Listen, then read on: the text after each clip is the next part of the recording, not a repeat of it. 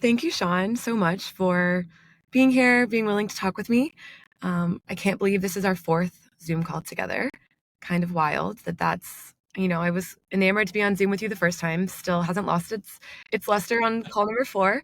And I was actually looking back at my notes the first time we spoke, and in my little best case scenarios outcomes, I wrote my fourth bullet was get coffee in person, become best friends. And I don't think we're quite there yet, but I'm really excited that you're willing to do this and have a conversation with me because, as we talked about, I'm really passionate about kind of understanding how to unlock human potential and talking to some really interesting, cool people, including you.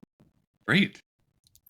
And so for those who don't know, you are a happiness researcher based in Dallas with two little ones going on teenagers, and spent 12 years at Harvard really diving into the topic both in the lab and also just with students that you were mentoring and also acting as a resident assistant for.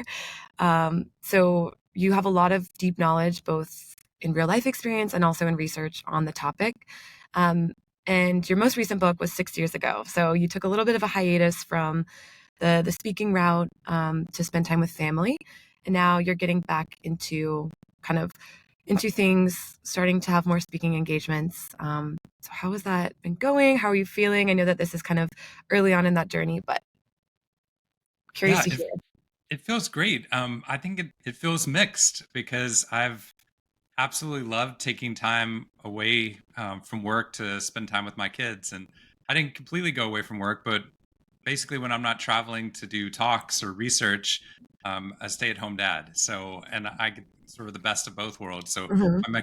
my commute might be like, 6 to 8 hours, sometimes flying to a different location. But when I'm home, I've really been present with them.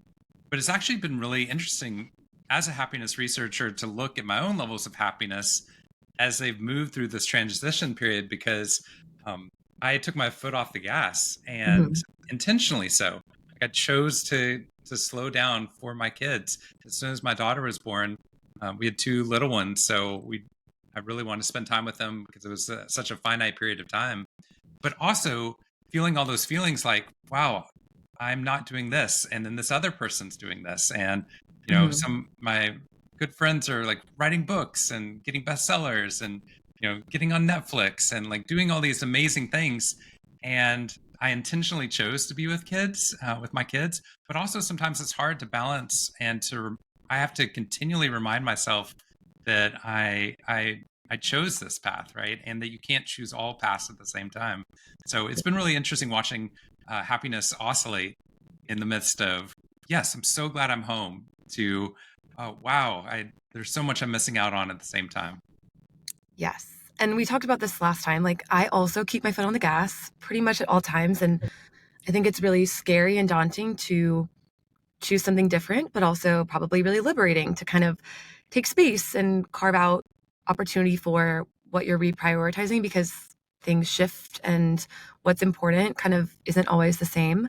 But you mentioned that a lot of like there's sacrifice involved for everything. Like, what do you see as your balance moving forward to continue, you love your research, you're really passionate about this, you're incredibly good at it, but also family is really important, and that's kind of been the thing that you've had a larger focus on these past few years. So what does that look like to try to keep them both, present and in focus moving forward? Yeah, I remember my mentor Tal Ben Shahar at Mhm. Harvard. He used to say that you have to have this Venn diagram of what you're good at, what you enjoy doing, and what you find meaningful. So you Mhm. might be really good at video games, but if you don't find it meaningful, it's not going to create the type of happiness and full potential that you want.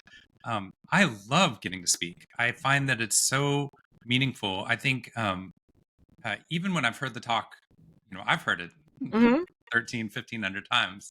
Um, but you get this feedback that is so meaningful, but also it requires all the things that seem less meaningful, like, Mhm. getting delayed on flights. And as soon as I'm getting into the car to go to the airport, like I'm missing my kids and they're crying that I'm leaving. So um, I found that I loved and felt good at doing the work I was doing that was meaningful. It was a good place for that. What was so helpful over the past couple of years has been able to diversify my meaning portfolio, where I Mm. suddenly realized I, got better and better at being a dad and found more and more meaning in it the more I felt like I was being good at it. And then I enjoyed it more. And so it created this virtuous cycle where, Mhm. just like I'd seen with work, where you get some feedback that was good, and then you want to write more, and then you want to tell people about it and they find it meaningful. The same thing started happening in other domains of my life. So what's great is that, if work's not going well, I've got family. If family's not going well, which, it always is, but I've got a Yeah. great family. But then you've got this stability, whereas if all my eggs were in one basket, you feel that fragility of work's not going well, so my life is shattering, right? Which is what I felt when I Yes. was much more in a workaholic mode. But it's brought up all Yeah. these questions that, if I had more time to research, I'd love to look at, which is around these ideas of how we generate the concept of enough. Like, Mm. am I spending enough time with my kids? I'm spending more time with my kids than most people get the opportunity to or wish they could, right? Right. Um, but it never feels like it's enough because I want more, right? And Yes. what's enough in terms of work? Like, for an author, is it one bestseller? Is it two? Is it continual writing with rinse and repeat? Or Right. is it doing something different? If you're a writer, then maybe you're making movies now. Or if you're making movies, maybe you're doing research on happiness. Or now you're becoming an ultimate fighter. All things Mm. I've thought about. I can Yes. tell where I would not be good at. But Well, we don't know yet. We don't yes, have any data to back it up. But that's I right. think Exactly. We need more data for that one. it is so true. Like this idea of yeah, how to kind of push pull between like letting things come to us and being content and kind of settling in versus going out and getting and turning over new stones and trying new things and continually moving towards kind of advancement. Yeah. But something that you talk about is like happiness is the feeling you get when you're moving towards your potential. And so if we kind of think about it from that lens, if we're just simply always thinking about what is bringing me joy, what areas do I maybe feel most poised to grow in, and we remember that that's what's bringing us happiness and kind of keeping us centered, is that how we calibrate? Because I think about, I have this full-time job at LinkedIn. I'm in advertising sales, but also I love having these conversations. And I did have a moment when LinkedIn did layoffs and I thought, I can't have work be my whole life because I would have been devastated if I had been laid off. And so how do we have to make sure all buckets are kind of equally filled, but there are only so many hours in a day. So it's an interesting thing to kind of try to balance. Yeah, I think what happens is that I'll think, "Oh, I'm not doing enough," or "I'm not Mhm. publishing enough," or "I don't have Yeah. enough research." But what I'm not doing is I'm not finishing the sentence. Enough research papers for what, right? Mhm. Or enough followers on Instagram for what, Right. or on LinkedIn, right? Yeah. And Yeah.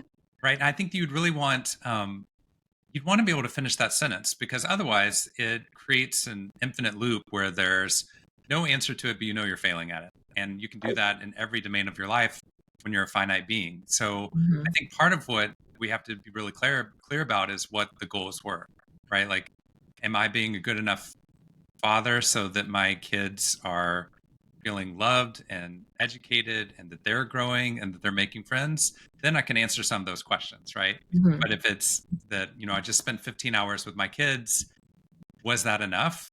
Enough for what? Without the what, you have no way of, you have no calculus for being able to determine it. I Yeah. remember back when I was at Harvard, there was Mhm. my favorite professor.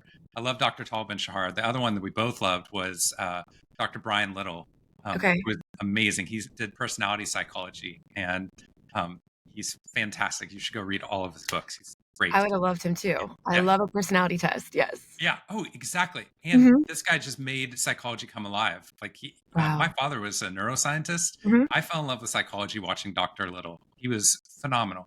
And one of the things he talked about was that people are either satisfiers or moderators, right? Mhm. And that the satisfiers. Oh, I'm sorry, maximizers. That's Okay. a different one. Satisfiers or maximizers. Mhm. So I can look at my entire life and decide how many books I think it's possible to write if I hustle as hard as people tell me I should when I'm on YouTube, right?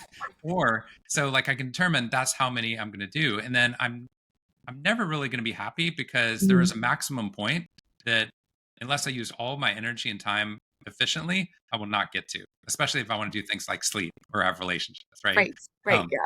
so the maximizers actually find themselves, while they push really hard at Mhm. first, they find themselves in a place where they have lower levels of happiness. And then my research came in, which was showing that as their levels of happiness and well-being declined, their success rates declined precipitously, right? It's very difficult to be creative or to hustle for very long when you don't find meaning or joy in the work that you're doing or any feedback loops of positivity. Yeah. But then there's these satisfiers that up up to a point, they're like, I'm satisfied with the time I got to spend with my kids. Mhm. I'm satisfied with, the books that I've written up to this point in my Mhm. life. I'm satisfied with the number of followers. I think I immediately feel my brain rebelling against this because Mhm. um, we want to be competitive. Like I went to a competitive college. Like we're surrounded by competitive peers. We're Right. told we're in the zero sum world. So Yeah. if you're a satisfier, I'm like, great, I'm going to pass you by, right? Yes. Because you're clearly not pushing yourself hard enough if you're a Mhm. satisfier. And yet, satisfiers are the ones that have the elevated rates of well being because they can look at what they actually need and maybe answer some of that enough question for themselves. They're like, I am satisfied. I have enough Mhm. self-esteem based upon the books I've written or the time I spent with my kids, or I've got a meaningful return on. I couldn't, if I speak to 100 people, I will never ever reach everyone, right? But if I'm a maximizer, I'm going to want to the entire time. And I have those moments. And then I keep reminding myself of Dr. Little, it's the satisfiers that are the ones that are like, I would be satisfied if a few people changed your life because of this talk, maybe two or three people, right? And Right. it's not setting the bar low, it's setting a bar that's rational, that gives a feedback loop that makes you want to keep doing it. So I might only touch three people in one talk.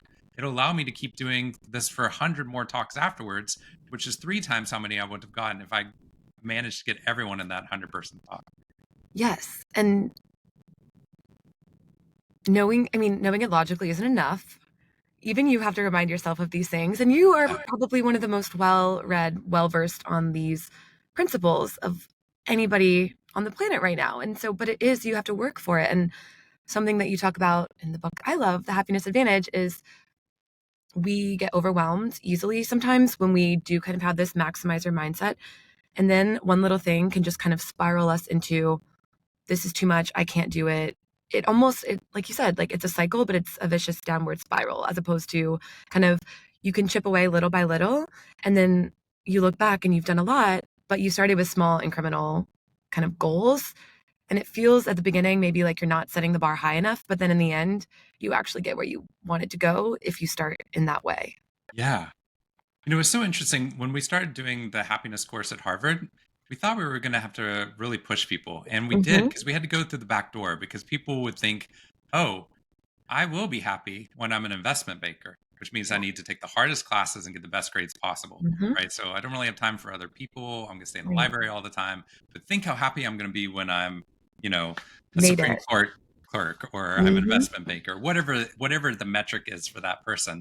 Um, but what we were finding was, so when we talked to people about the role of happiness, the way that we got in was when we looked at this research, as the brain becomes more positive, we see all these business and educational outcomes improve dramatically. I mean, that was the initial research from the happiness advantage, which Hmm. was happiness was this incredible advantage for the human brain. It made you smarter. It nearly tripled creativity at animation studios. It dramatically improved like productivity in the coal Hmm. mining industry, and dramatically improved sales and insurance. Like across the board, we saw every single business and educational outcome improve dramatically when the human brain was paused at first. But when people thought about happiness, they thought it was complacency, right? That, oh, I'm happy. I can rest on my laurels. I already got into a college. I don't need to work any harder. And instead, Right. what they were doing was when they were able to focus on the things that could actually lead to greater levels of well being or happiness or higher levels of optimism, that's what allowed them to pour more of their brain into their work, and their success rates rose dramatically. So I think part of what we have to do continually is to break down that mindset that I will be happy when, because if that was the case, then getting a job at LinkedIn, you'd be done for the rest of Yep. what you're like, I did it, right? Like if Yeah. I wrote a book, I did it, right? Like I don't need to do anything else. I already wrote a book, right? Or I Yeah. graduated from school, right? But we keep changing the goalpost of what success looks like. And Yes. I think we should, because we want to see more of what our capability is as human beings. Right. I think it's highly adaptive. The Right. question is where does happiness come in the formula for us? And part of what we've been really focusing on positive psychology is that when you wait for happiness on the opposite side of a moving target like success, we never Mhm. get there. But when we flip it Yeah. around, when we create a more positive brain for ourselves and other people, we take the cap off of our potential and we actually get to see what we're actually capable of. Yes. And we talked a little bit about this before, but I think for me, I joked I can't help myself. I'm just optimistic pretty much all the time. And I think for a long time I thought it was just, wow, this is kind of a fortunate thing. And also I feel like I tend to be lucky. But as we know from research, those things are intertwined in the way that you actually create opportunities by kind of being more open and receptive to it through being positive and open-minded. And but a lot of times it's almost seen as naive or callous, especially in times that are tough. Like you've spoken with many, many high level executives in not so, great time periods within the Yeah. economy where people don't necessarily want to hear you should start with happiness. Like it almost Right. feels silly or like to even go there. And in some cultures of like workplaces, it can be seen as, well, that must be nice, like to be able to be happy and also work hard. So Right. how do we kind of infuse that messaging within cultures or work environments where people aren't as open-minded around its benefits or its impact? Yeah, we've definitely seen those cultures. I've been in a couple now where one of the leaders, not the person who had me in, but was like, "Why are Mhm, we, why are we talking about happiness and engagement? We pay people to be engaged, right? Or if my mhm. team is happy, I know they're not working hard enough, right? Because that means I'm Right, not pushing them hard enough if they're right. happy all the time." Which Yeah. is this idea that you can't actually be happy and successful at the same time. Mhm, Um, what we do when we do this research is using their own business outcomes, their key performance indicators. mhm, We can show them that when a team's levels of optimism or social connection rises, their output rises significantly. So mhm. if they're a manager in charge of making sure that their team is performing at the highest possible level, if they're ignoring the lever of a positive brain, they're not doing their job as a leader, as a manager. And be able to have the research moves it from this place of, hey, happiness is great, right? To this idea that actually we can show a long term quantifiable positive change based upon making the brain more positive and not just Right. one or two people more positive, but making the entire team more positive. But Yeah. it's also, I think you could push back both from the idea that we shouldn't be talking about happiness because we should be talking about work. Happiness is what you do at home. To the other idea that we can talk about happiness because it seems way too ambitious. I've had lots of groups that have had me come in and speak, and I readily will do this for them. But they intentionally say, please don't use the word happiness, right? Really? Engagement, positive leadership, resilience would be great. But happiness, that that seems a lot, right? Like the best we get normally Mhm. is work satisfaction, right? Like I'm Wow. satisfied with my work, right? Or engagement, right? But no one thinks there's to themselves if they have kids. No one's like, you know, all I really hope for with my kids, I don't care if they're happy. I just want them to be engaged. No, we want them Yeah. to be happy because it's shorthand for we want them to be engaged and find meaningful relationships and find their work to be meaningful and have resilience in times of challenge. Happiness encompasses all of those things. But I think in the work environment, especially within the corporate world, Mhm. happiness seems like a frightening word. Um, and yet, if Yeah. you knew that getting a job, accepting a job somewhere was going to dramatically decrease your happiness, your family's happiness, and everyone in the world's happiness, you would not take that job if there was another job available, Mhm. right? We Right. actually do the job that we're doing because we think either the money that we're getting is going to create the happiness we want Right. or that this job is going to create happiness. And when people leave financial clients, like, I work with all these big financial groups. When clients leave with their large, like the high net worth individuals, they Mhm. leave because they're not happy with the bank, Mhm. right? The banks are even in a numbers game, they're still in a happiness game, right? They're trying Right. to keep their people happy and they're trying to keep their clients happy. And if you lose at one of those, you actually lose at the entire game you were playing as a financial advisor or as a banker.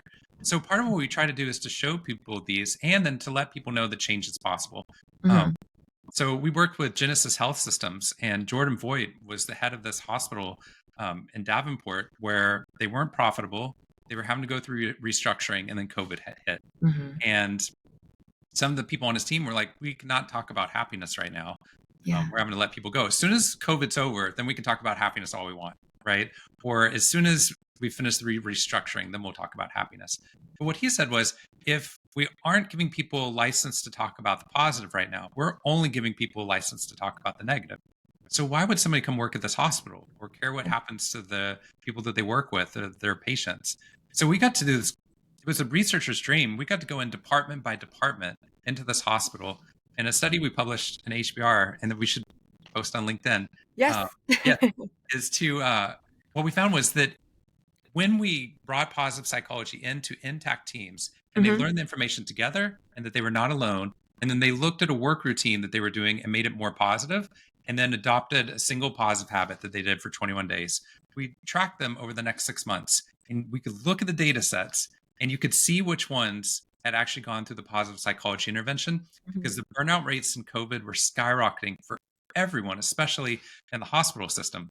But the teams that we had touched, on average, their burnout rates dropped in half of what they were pre-COVID.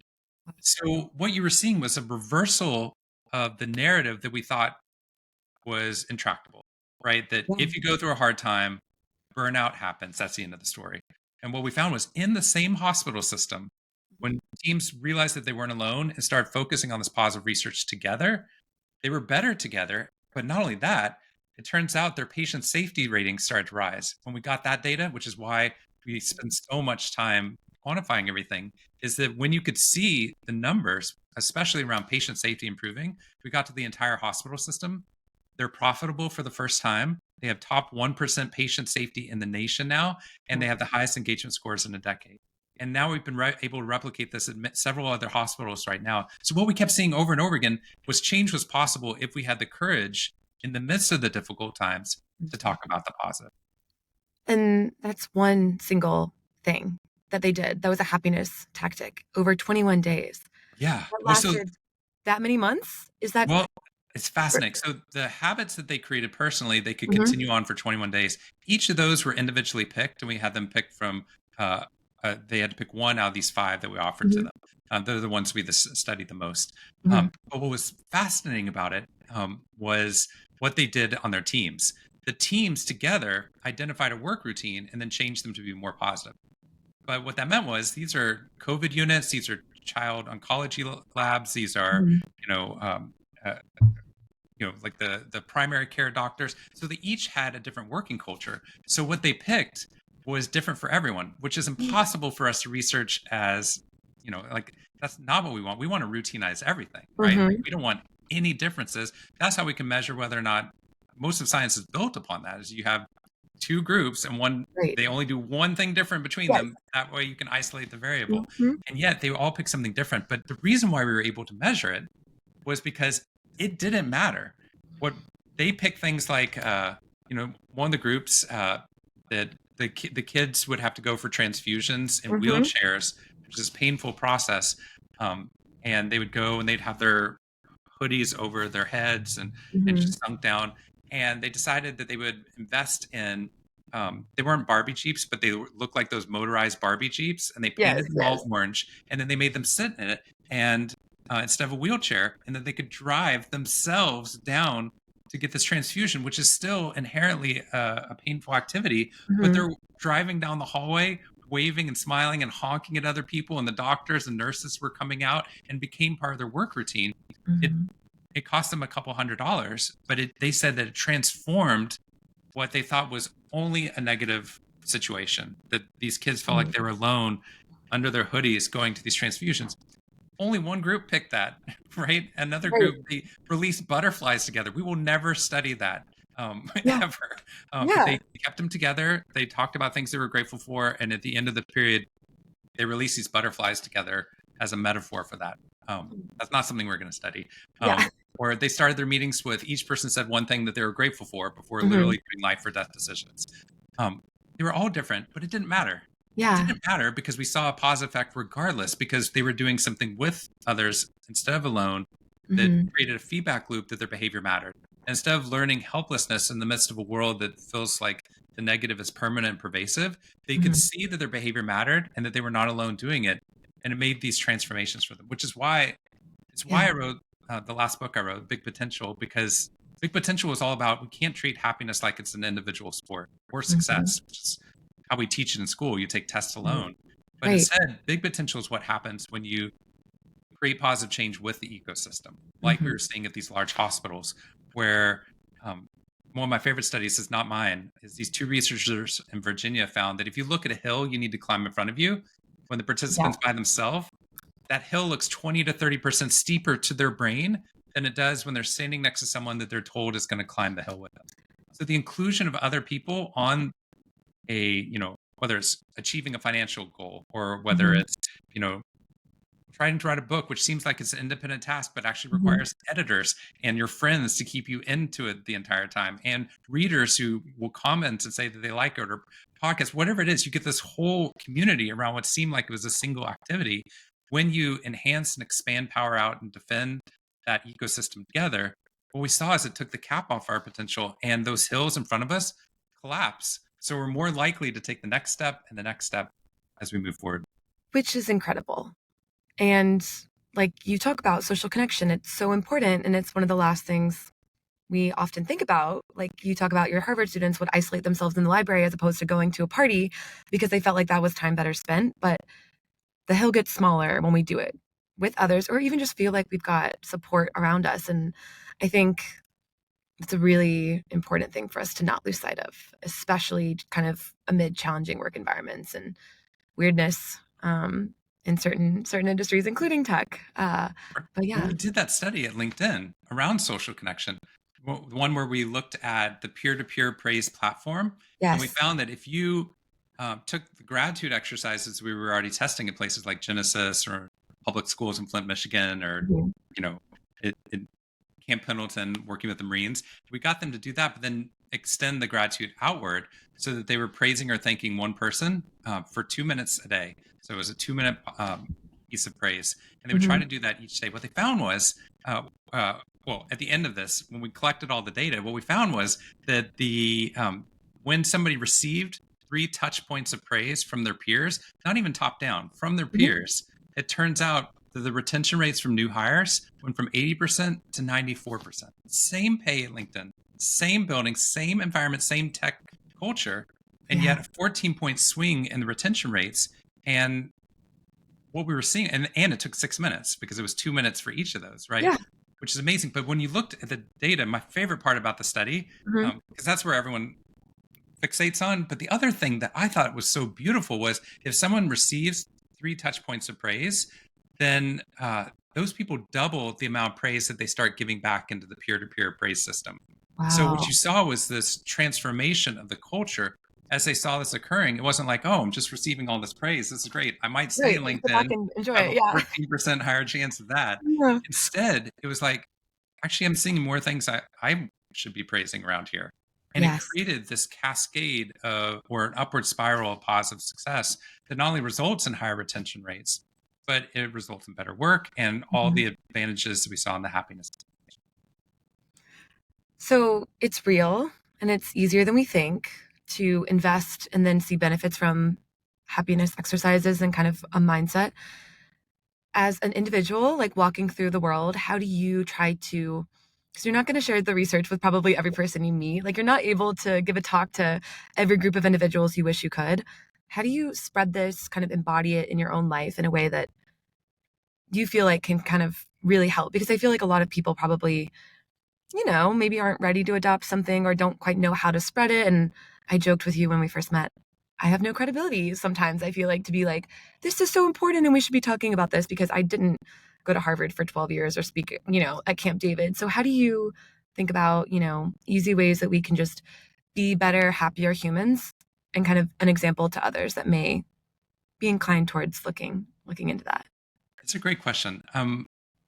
I think it's multifaceted. I'll try to Mhm. answer it the best way possible. Mhm. Um, One is I think what we should look at is where do we make any change? Do we see any successful change in our life? And I'm not talking about big ones like, you just fed an entire orphanage. I'm talking about like you got somebody to, watch some comedy show on Netflix that you really liked, right? Mhm. You're like, I Mhm. saw the Tom Brady roast. Here's a couple Yeah. good jokes, and now we'll see if anyone else watches it, right? Mhm. So you just talk it up.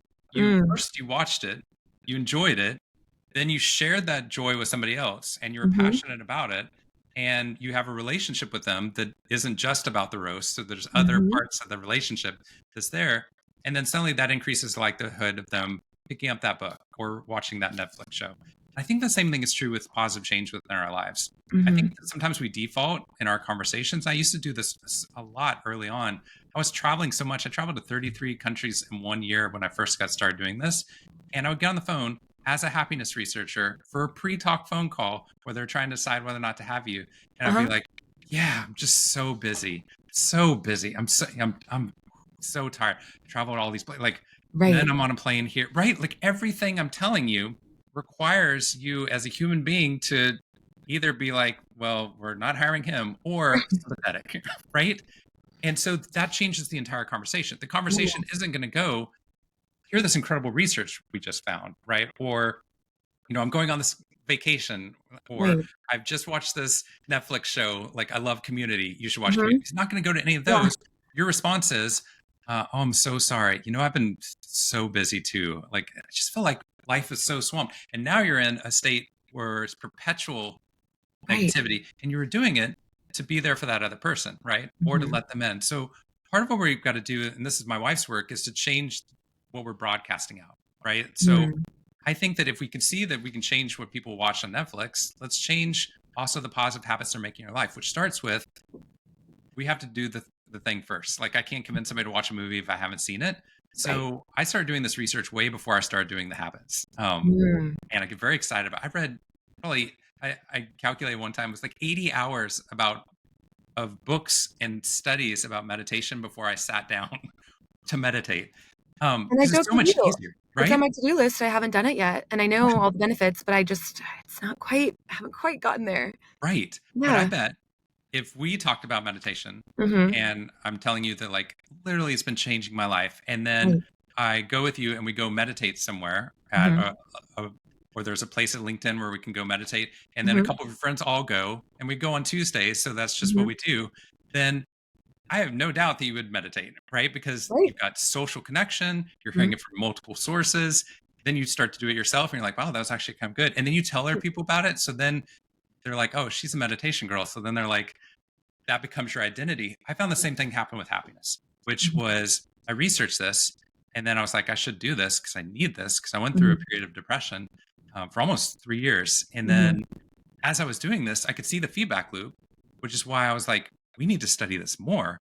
And then I Mhm. did all this research, and I was like, no one outside of Harvard knows about this, right? Like, Right. outside of this positive psychology class. So then I started going out to these companies, and then because they've never heard it, they're excited, and then they're trying it out, and then they're giving us ideas. They're like, oh, well, I took that gratitude one and I did them all about, like, I this just happened over the past Mhm. year.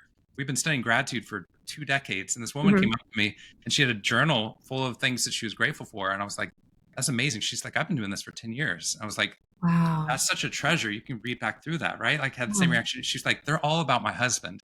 I'm like, what? We didn't think of that. And she's like, I went to a counselor, and my Mhm. husband and I, 10 years ago, were about to get a divorce. Hated one another. We had both cheated on one another. And then Mm. they were like, why don't you write down some good stuff about one another? And she's like, Wow. I did not want to do it. I Yeah. couldn't think of anything at first. And now I've been doing it for 10 years. And what was amazing about it is that, oh, and she said, I forgot the best part. Mhm. She worked somewhere. It was a large corporation, but on the weekends, she goes out and helps young couples that are struggling in their marriage Mhm. alongside her husband. They go out and do these like workshops. Wow. So complete change the story based upon a single habit that was suggested by a counselor who had probably done it themselves and learned about it somewhere else. So Right. if we want to create positive change, I think we have to do it. Mhm. I think, and then we have to increase how much we're verbally expressive of our joy or the benefits of this action, right? And if I'm Yes. much more effusive over Netflix than I am about some of these positive habits or this research, then I'm missing an opportunity if these things could actually improve people's lives. But then Right. it's also about relationships, right? It's very hard to change other people we're not in a Mhm. relationship with them. So even Mhm. just the act of creating friendships, dinner Mhm. parties, and like getting to know people work or writing those 2-minute positive emails opens the door for a cascade of positive change to occur. Yes. And I think it's really scary to know that this is within our control and something that we really can do for ourselves. I think a lot of times we want to believe that it's not in our control because it kind of frees us of the burden of having to go out and get it or make it come to life. But if those, for those that are looking for a change and want to take that on, it's closer than we think. And like it is very, we can do tangible things to get that intangible kind of like elusive happiness results that maybe we've been looking for but haven't quite been able to grasp. Right. Exactly. I Which mean, is exciting. even this act, like you were saying, Yeah. how do we spread it?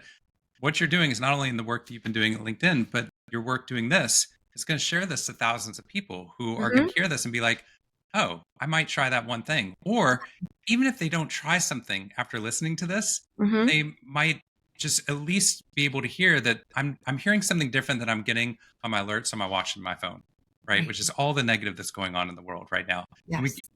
we get stories about bridges collapsing, but we never get the stories about the bridges that just stayed up today, right? Yes. Or the Yes. people that got married today, or Yeah. the kids who, you know, that weren't supposed to survive in NICU and that did, right? We don't get those, right? We Mhm. only get the negative stories. So our brain is full of broken bridges. So it's Mhm. opportunities like this to have these conversations that allow us also to remember that there's an alternative path that people could experience multiple parts of reality. And when our brain is focused on just the negative or the Mhm. stressful or the things right in front of us, we're actually missing out on reality. And whatever our brain Yeah. attends to first becomes our reality. So, how do we shift our resources and other people's resources to see that our behavior matters Mhm. and that we're better together? Yeah. And I think that's what we want in life is just connection and to feel seen and like what we do matters. And this is a really, really impactful way to shift far further into that realm of living than just kind of maybe what we do on autopilot. Um, but there's so much more we could talk about. I know, right? As we joke, I could probably talk to you for 4 hours straight. But I know that you have to wrap soon. So, any final thoughts around kind of, I don't know, like what this next phase will look like for you, or how you're thinking about um, any new research that's really gotten you excited about how much more there is out there to understand, or do we know what we need to know, and it's just a matter of, like we talked about, kind of taking the steps to do it. That's the tension because I'm so excited about we've got all this great new research on Mm. how we can quantify this ripple effect to people that we've never even Mm. met. But we also have all this amazing research we've already done that was done way before me that most of us don't know about, or even if we learn about it, we forget about it, right? So I Right. feel like I go back and forth between reading new books and then reading Hmm. books I'd read before, Hmm. because I want to keep my brain in those places. And if I watch, like Breaking Bad or Hmm. Sopranos, right? Like my brain is in that world for a while, and it Yeah. changes it. Like I find Hmm. when I watch Sopranos, like a little bit closer to anger faster, right? And like Mm, Breaking Bad, you're interesting. like, oh, the world is like all these power dynamics, right? But Right. when I listen to positive psychologists, or when I listen to kind spiritual leaders, then I'm like, oh, there's a different way to and then that's what I'm talking about at dinner parties instead of did you see the end of Breaking Bad or whatever the Mm. show is that I'm watching at the time. So I'm just trying to fill my brain with those things, but what motivates me sometimes is the newness. So I think it's a balance between you know providing good information but also keeping it fresh so that we feel like we're constantly growing. Right. um, but I don't want people to leave this and be like, oh, I got some things out of this conversation, because if you wanted to go deeper, there's a free 12-minute TED talk that you could watch with someone and then pick up one of these habits and try it out for 21 days in a row. So then you're roping somebody else into this and you're spreading Hmm. the message that we were talking about. And then you're actually getting to test out if this research actually works for you, which, based upon our research, it will. Yeah. But until you do it yourself, you can't see it. So I Right. invite you to like watch a TED talk or read Hmm. a book about positive psychology, or to listen to some of the podcasts that are out there about positive change that can be made in people's Yeah. lives. And there is so much out there, and it's you can kind of figure out what resonates with you. Most of the research is similar, but it is all from kind of different angles and lenses, and for me, the book I go back to is your book, and I've listened to it many times over. But to your point, that's the world that I'm in when I'm listening to it, and when that's kind of at the front of my focus. Um, and it's a good thing. Like that definitely benefits me, and I notice kind of different things about the way that I interact or behave or see things just even on the subway. So yeah, and your TED Talk is fabulous, with Amy the unicorn. That's So it. Yes. definitely worth a watch. But thank you so much for the time and for sharing a little bit about what's to come. I think I'll definitely be eager to read the next book. When is it slated to come out again? Probably in 2025. 2025. It'll be here before we know it. That's right. Yes. Okay. Well, thank you so much, Shawn. It's always amazing to get to talk to you, and I really appreciate, all that you shared and your perspective on how we can kind of cultivate happiness in our own day to day and look for little things to make big impact. Great. Thank you. This was really fun. All right. I'll see you soon. Bye.